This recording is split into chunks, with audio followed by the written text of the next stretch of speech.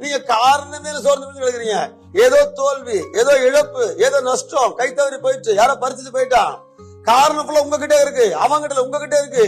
அவன் பறிச்சுட்டு போறீங்கன்னா என்ன நீ பாத்துட்டு இருந்தீங்க?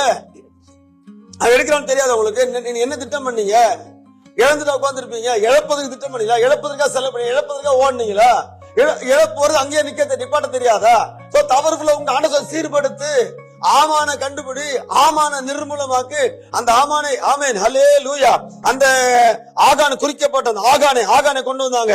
யோசுவா 7:12 பாருங்க. ஆகான் குறிக்கப்பட்டான்.